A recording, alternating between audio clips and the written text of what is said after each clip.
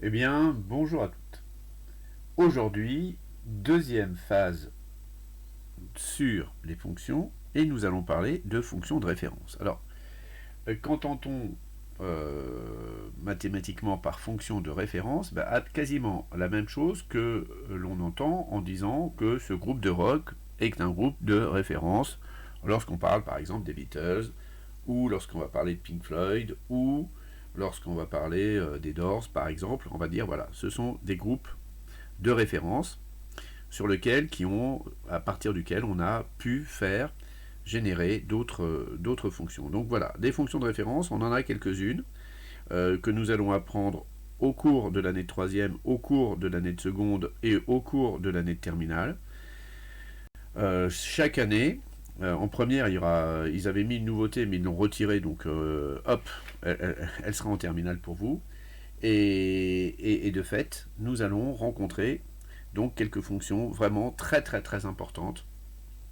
Voilà, parmi toutes les fonctions qui existent, eh bien certaines font référence, on les appelle les fonctions de référence.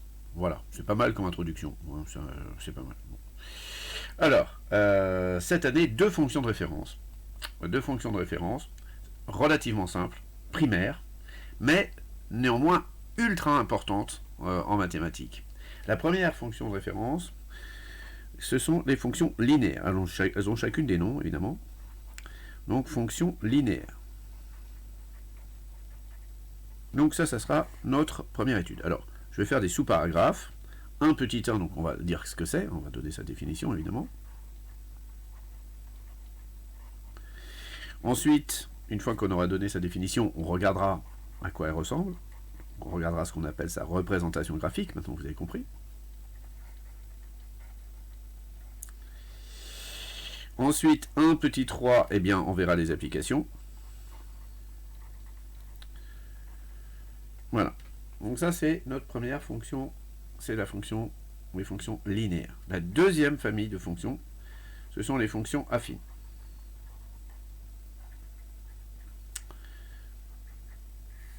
Voilà. Alors, 2 petit 1, donc évidemment, définition. Il n'y a pas, hop, définition. 2 petit 2, eh bien, évidemment, représentation graphique.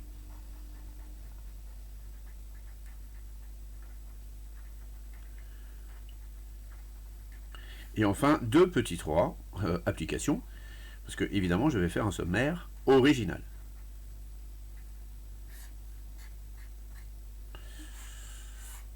Voilà. Hop, hop, hop. Voilà le sommaire de ce deuxième chapitre, donc sur les fonctions. Soyez très très concentrés, ce sont des chapitres fondamentaux, absolument fondamentaux. Bien. Alors aujourd'hui, je vais essayer de faire les deux premières parties des fonctions linéaires. C'est parti. Alors. Donc, fonction linéaire.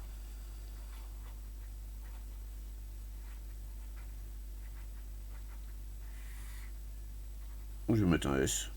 Voilà. Alors, je vais directement donner la définition. Je ne vais pas tourner autour du pot parce que non seulement j'ai pas le temps,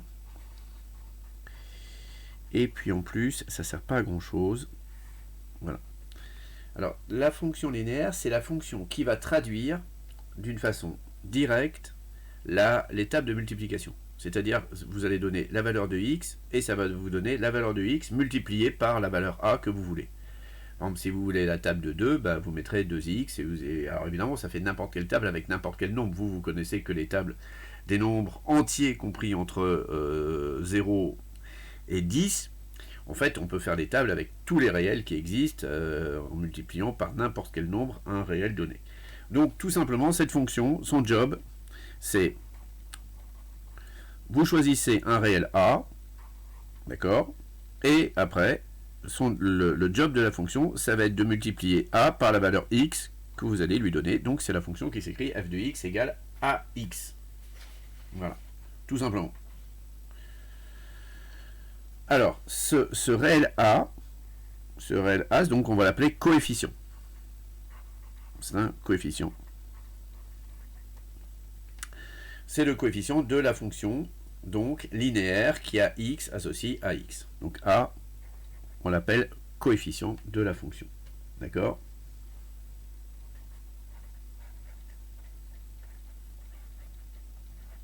Vous voyez, elle n'est pas compliquée cette fonction.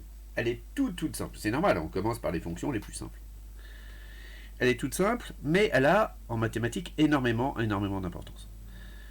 Elle traduit, en fait, f de x égale ax, elle traduit quasiment ce qu'on fait dans la vie de tous les jours. Par exemple, si j'imagine que le kilo de fraises est à 3 euros, eh bien, pour 2 kilos de fraises, je vais payer 2 euros. Et donc, ma fonction linéaire, si je prends la fonction linéaire qui fait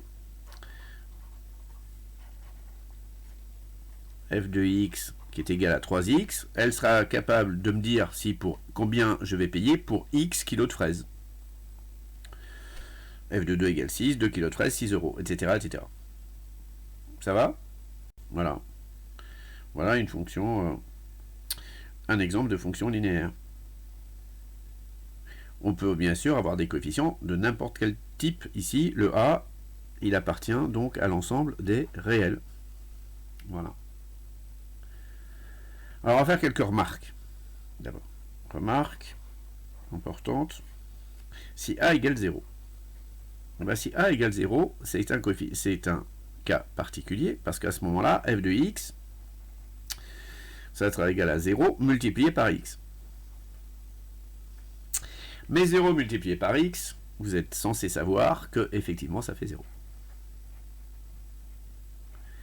Et donc, dans le cas où A est égal à 0, eh bien, on a une fonction en fait qui va être constante, puisque on dira que f est constante, puisqu'elle va prendre constamment la valeur 0. Donc f est constante. C'est la fonction constante nulle. Fonction constante nulle. C'est un cas particulier. Voilà. Bon, alors maintenant, si A n'est pas égal à 0. Si A n'est pas égal à 0, parce que c'est vrai que si je mettais un coefficient 0 sur une interrogation écrite, évidemment, ça ne sert à rien d'y participer. De toute façon, vous avez 0. Bien. Alors, remarque, la deuxième remarque. On va faire une deuxième remarque qui va être relativement intéressante aussi sur le signe de A. Alors A, on suppose maintenant qu'il est non nul. D'accord? Donc A, il est différent de 0. Si A il est différent de 0, bah, il n'a pas le choix. Soit après il est strictement positif, soit il est strictement négatif. Est-ce que vous êtes d'accord? Ouais. Voilà. Maintenant qu'on s'est débarrassé du cas A égale 0, bah, soit A est strictement positif, soit A est strictement négatif. Est-ce que vous êtes d'accord avec moi? Il n'y a pas de souci, soit A est strictement positif, soit A est strictement négatif. Si A est strictement positif, f de x égale à x. D'accord? Plus les valeurs de x vont être grandes, plus les valeurs de ax vont être grandes. Est-ce que vous êtes d'accord? Oui ou non? Ça veut dire que les valeurs de f de x vont augmenter en même temps que x augmente. Puisque a est positif. Oui. Donc si x augmente, f de x augmente. Ça va? Vous le percevez ce que je dis là? Par exemple, si je multiplie par 2 un nombre, eh bien, si ma valeur de x augmente, eh bien ma valeur, le double de x, va être plus grand que x lui-même, évidemment. D'accord? Bien. Par contre, si a est négatif, si a augmente, alors je sais même pas comment j'écris augmente, moi, enfin bon, c'est pas grave. Si x augmente, eh bien, f de x, lui, qu'est-ce qu'il va faire? Si A est négatif, eh bien, f de x, lui, va diminuer. F de x diminue. Ça vous percevez ou vous percevez pas ça? Oui. Ça a l'air pas mal, hein, comme notion. C'est pas très compliqué à comprendre. Si par exemple A vaut moins 8, A2 t'es à moins 16, mais A4 t'es à moins 32. Ah ouais, tout de suite ça diminue vite. Hein. Voilà. Bien, donc ça c'est des choses déjà dont il faut avoir la sensation. Le A, il va te donner une information qui va être la suivante, qui va permettre que tu comprennes que soit ça va augmenter, soit ça va diminuer. Et c'est le A qui va nous donner ça. Bien.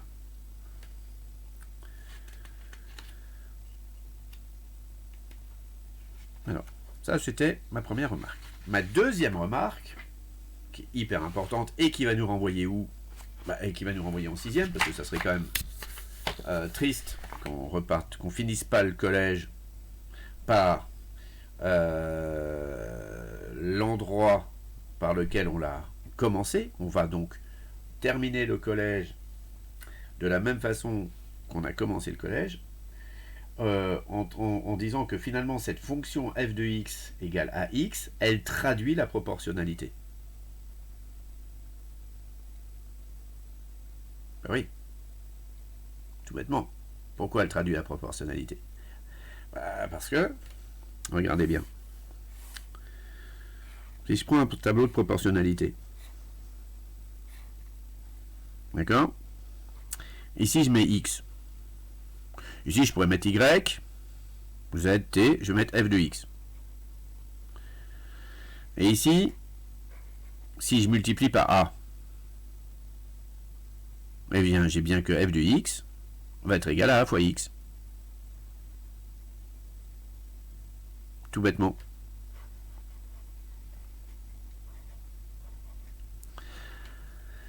Donc finalement, cette fonction linéaire est une fonction qui traduit la proportionnalité. D'accord. Et ce coefficient de proportionnalité, en fait, entre x et f de x, eh bien, ce coefficient de proportionnalité, c'est a. Est-ce que ça va pour tout le monde? Alors, voyons voir si vous avez compris. Par exemple, ici, je mets 2. On va faire un petit exercice de 6e. Je mets 2, 4, 8, 11.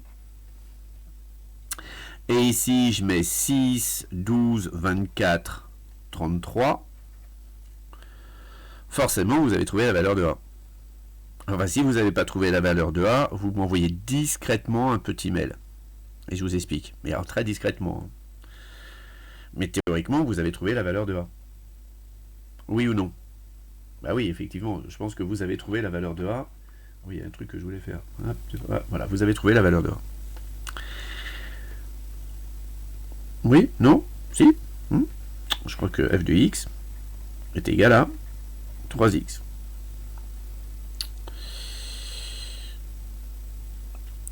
Est-ce qu'on avait besoin d'autant de valeurs pour trouver la valeur de A? Si on sait qu'il y a proportionnalité, celle-ci, ou celle-ci, ou celle-ci, ou celle-ci, ce serait suffi à elle toute seule. Non? Qu'est-ce que vous en pensez? Oui? Ok.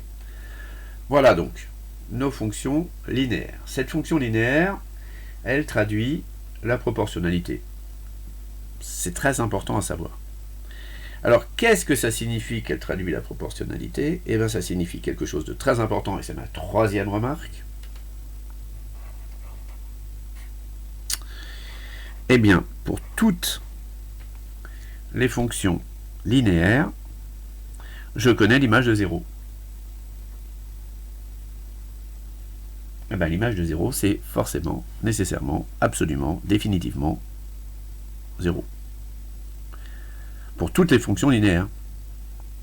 Alors, attention, je ne dis pas que toutes les fonctions qui prennent la valeur 0 en 0 sont des fonctions linéaires, mais je dis que toutes les fonctions linéaires prennent la valeur 0 en 0.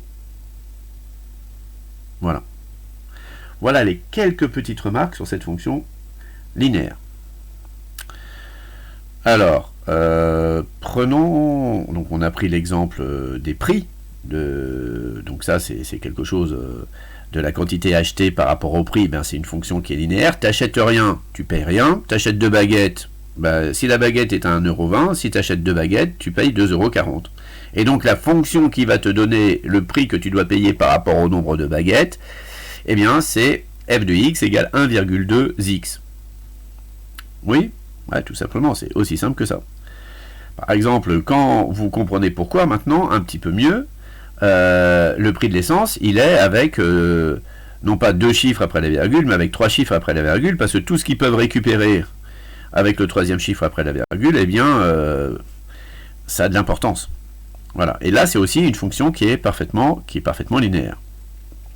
Hein, par exemple, aujourd'hui, si le prix de l'essence 98, il est à 1,324, 1,324 fois x. Vous voyez, voilà. Ils auraient mis juste 1,32 fois x, et ben ils auraient gagné moins d'argent que s'ils mettaient 1,324 fois x. Voilà. Si tu n'achètes rien, tu payes rien. Et si tu achètes 3 litres, bah, tu payeras 1,324 multiplié par 3 litres 22. Voilà. Fonction linéaire, tout bêtement. Bon, on va s'arrêter là, hein, ça sert à rien de tergiverser sur le truc. Alors maintenant, à quoi ressemble sa courbe?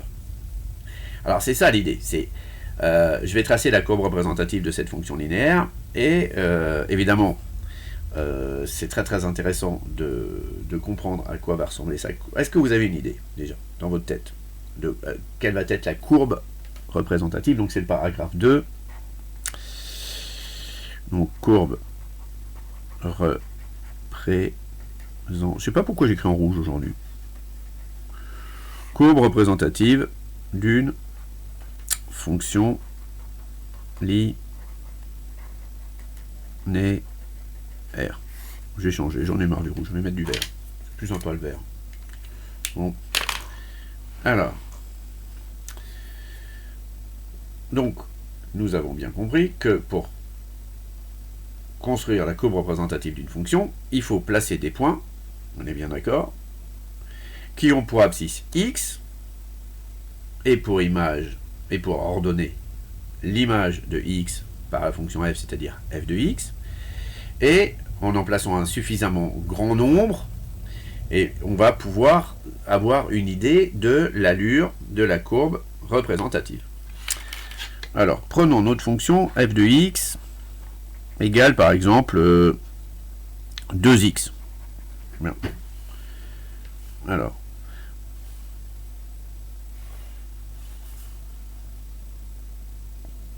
je vais faire un pair.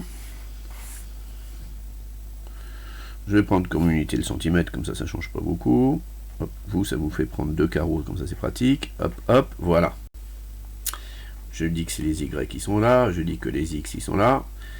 Alors déjà, f de 0 est égal à 0. Donc ça signifie que ma courbe représentative, elle doit passer par le point de coordonnées 0, 0. Ensuite, si x égale 1, eh bien, f de x égale 2, donc je vais placer 2. Si x égale 2, bon, ça va faire 4.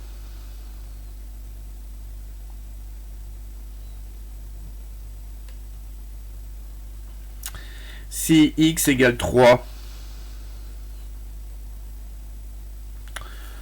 eh bien ça va faire 6. Si x égale moins 2, il faut aller chez les négatifs sinon on va avoir des problèmes, à moins 2, eh bien ça va faire moins 4, hop, moins 4, voilà. Alors, à quoi ressembleraient les points? Regardez, si je les relis, ces points, voilà, eh bien on s'aperçoit qu'ils sont alignés. Est-ce que j'ai comme couleur en plus là?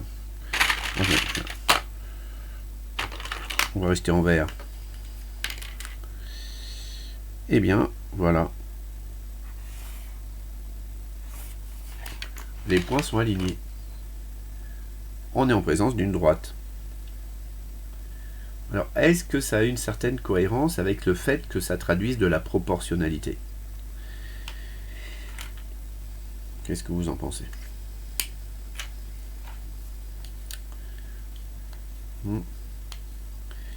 Est-ce que le fait que les points soient alignés vous semble cohérent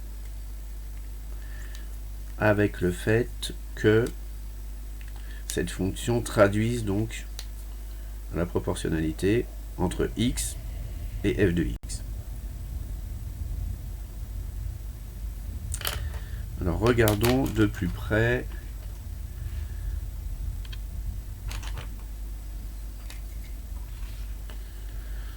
Alors, ici, j'ai un point. Maintenant, je sais que mon coefficient ici est 2. Ça veut dire quoi un coefficient 2? Ça va signifier que x, en le déplaçant, en m'avançant de 1 sur l'axe des x, eh bien l'image va doubler. Donc je double. Et là si j'avance de 1, je double. Si j'avance de 1, je double. Si je recule de 1, je vais descendre de 2. Et si je recule de 1, je vais descendre de 2. Si j'avance de 1, je monte de 2, à cause du coefficient qui est ici. Ainsi, l'équation de cette courbe, donc c'est y, je remplace f de x, est égal à a fois x. Eh bien le a, lorsqu'on écrit y égale à x, eh bien le a, il prend le nom, alors là on l'appelait coefficient de la fonction linéaire, mais lorsqu'on parle de la courbe représentative, donc dont l'équation est y égale à x, puisque la courbe représentative d'habitude c'est y égale à f de x, mais je remplace f de x par x. Là je pourrais même remplacer, puisqu'on est sur l'exemple, je pourrais même mettre plutôt 2x. Moi j'ai trouvé ça très pratique. Hein. Ça fait comme l'effaceur au tableau quand je fais une bêtise, c'est très très pratique ce truc. Donc on va mettre ici y égale 2x, et bien le 2, il va porter le nom de coefficient.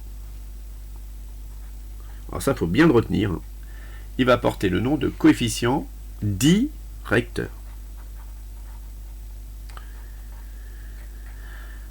Pourquoi va-t-il porter le nom de coefficient directeur? Eh bien simplement parce qu'il va être responsable de la direction de la droite. Le 2 qui est là, il va nous donner la direction de la droite. Alors ça, c'est supra, méga, ultra important à comprendre. Je vais poursuivre d'une façon générale. Et on va voir si vous avez compris. Je refais un repère. Vous faites un repère aussi. Hop, c'est parti. Hop. Hop. Un repère.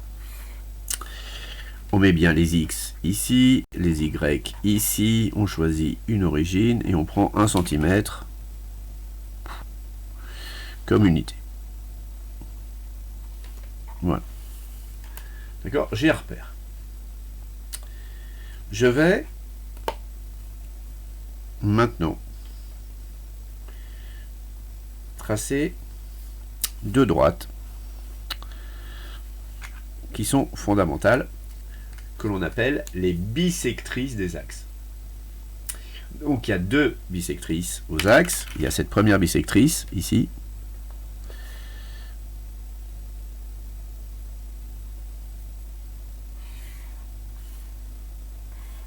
Voilà. Alors cette première bisectrice, son équation, là pour 1 ça fait 1, pour 2 ça va faire 2, pour 3 ça va faire 3, donc c'est y qui est égal à x. Donc la courbe représentative de la fonction f de x égale x. Alors f de x égale x, c'est une fonction qui est assez simple à utiliser, puisque f de x égale x. Donc f de 2 égale 2. F de 3 égale 3. Voilà, f de 4 égale 4. Et donc sa courbe représentative est une droite telle que y égale x. Et comme le y vaut le x, c'est-à-dire que, eh bien, les points vont être donc sur la première bissectrice des axes. On a une deuxième bissectrice des axes, celle-ci là, comme ça. Alors, théoriquement, elles sont perpendiculaires. Voilà, je vais tracer comme ça, pour que ça soit propre. La deuxième bissectrice des axes, excusez-moi, qui est la même que la première bissectrice des axes, sauf que c'est pas la première, c'est la deuxième. Eh bien, elle, son équation. Alors, en 1, ça vaut moins 1. En 2, ça vaut moins 2. En 3, ça vaut moins 3. Et en moins 1, ça vaut 1. Donc, en fait, c'est la fonction, on la connaît, on connaît son nom, cette fonction-là. On vient de la représenter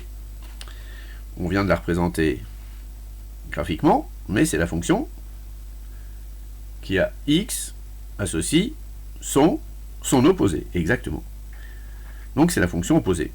La fonction opposée, elle s'écrit f de x égale moins x. Elle donne l'opposé d'un nombre. Et bien cette fonction, en fait, c'est une fonction linéaire avec un coefficient a qui est égal à moins 1. Donc on observe effectivement que le a qui est ici, il va légitimement porter le nom de coefficient directeur lorsqu'il s'agit de la droite, parce qu'il va nous donner la direction de la droite. Bien. Alors, je vais tracer 4 droites. Je vais tracer 4 droites. Une verte qui est ici. Une autre verte qui est plutôt ici.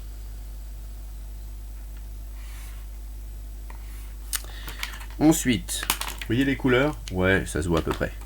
Je vais tracer une jaune ici.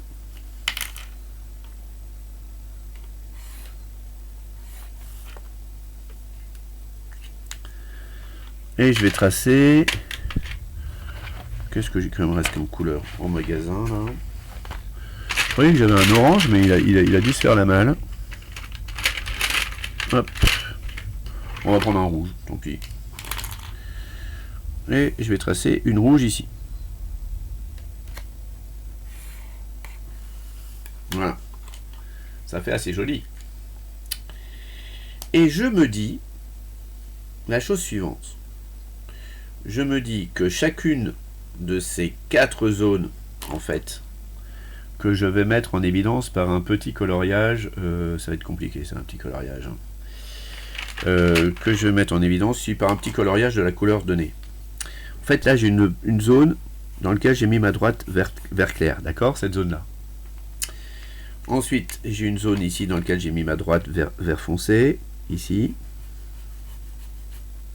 Alors, cette zone est bien sûr que j'ai assurée de ce côté-là. Je pouvais l'assurer de ce côté-là. Hein. Voilà. Ensuite, il y a des verts foncés ici.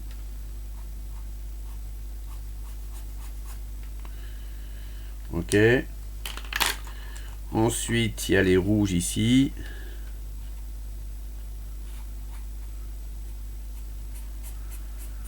Voilà. Et ensuite, ici, il y a les jaunes. Alors, j'ai déjà fait ça avec... Pourquoi ce jaune est écrit noir, là? Voilà. Voilà. Donc voilà, c'est assez joli. Hein. Ah ouais, je suis très fier de ma figure. Bon. Alors, maintenant, c'est une autre paire de manches. Les nombres vont donc aller à... C'est un réel, donc il va des nombres négatifs les plus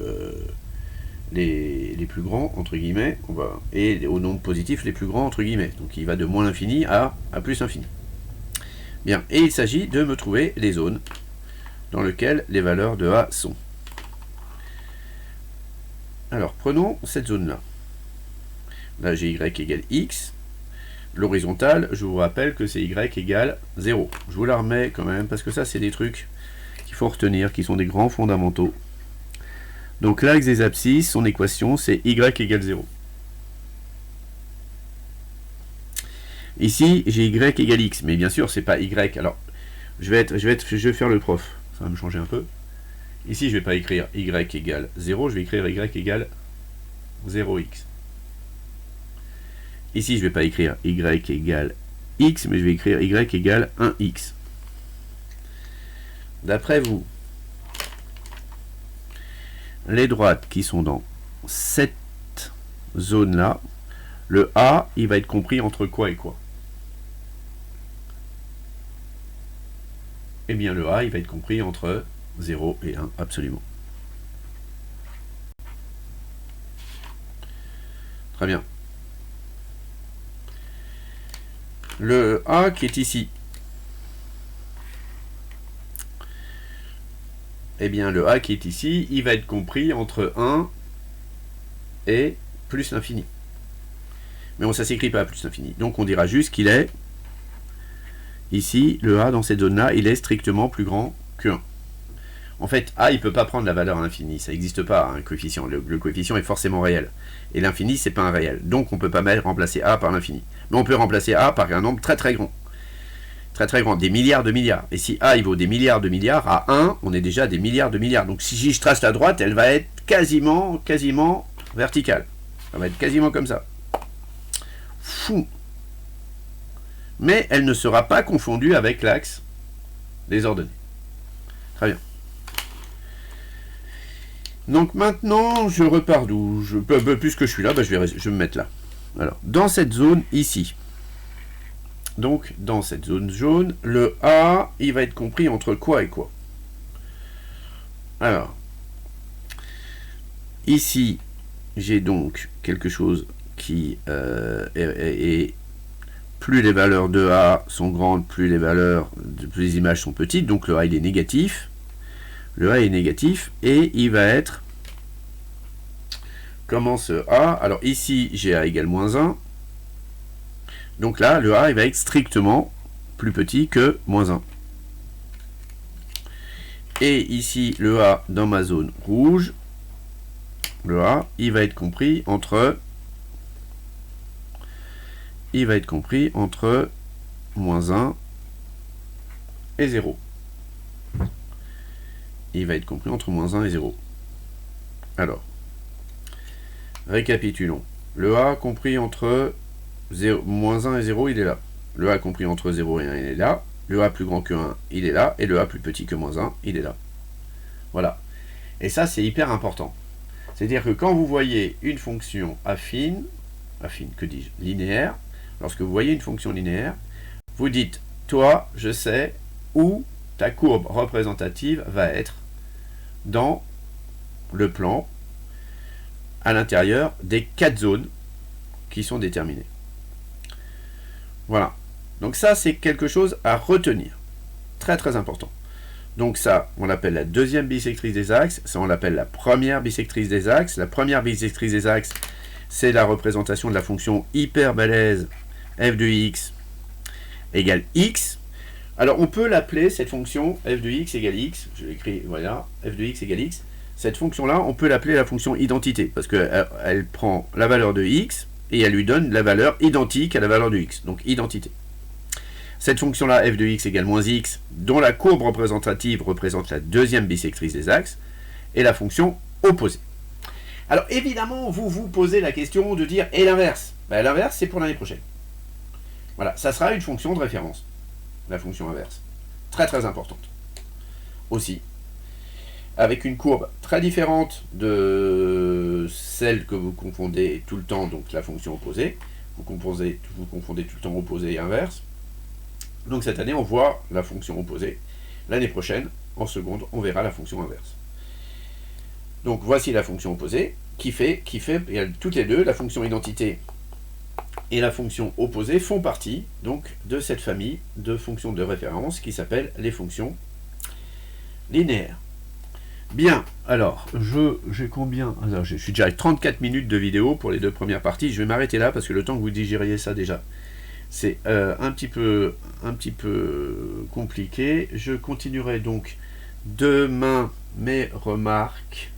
Demain, non, parce que nous sommes vendredi déjà aujourd'hui, donc je continuerai mardi mes remarques sur cette fonction. Évidemment, il me reste 2-3 petites remarques à faire, mais je les mettrai dans les applications, ces remarques. Donc sur les courbes représentatives, je vais m'arrêter là. Donc on retient bien que le A, il s'appelle le coefficient directeur lorsqu'on va tracer la droite qui représente donc les fonctions linéaires, et que la valeur de A nous indique dans quelle zone du plan se trouve donc la droite que nous allons tracer. Alors vous allez dire, mais monsieur, ça sert à rien, parce qu'il suffirait qu'on remplace x par une valeur, on place x et la valeur de f de x, et après on trace la droite en passant par l'origine, et on voit bien où elle est. Je suis d'accord, on peut très bien, évidemment, mais je suis tout à fait conscient que le fait d'être capable de l'anticiper avant de la tracer va vous éviter de faire des fautes dans la construction. Voilà. Très bien. Je vous remercie. Je vous donne 2-3 petits exercices à faire pour demain sur les fonctions, pour demain, que dis-je, pour mardi sur les fonctions linéaires. Je vous souhaite à toutes un excellent week-end. Et surtout, vous prenez soin de vous.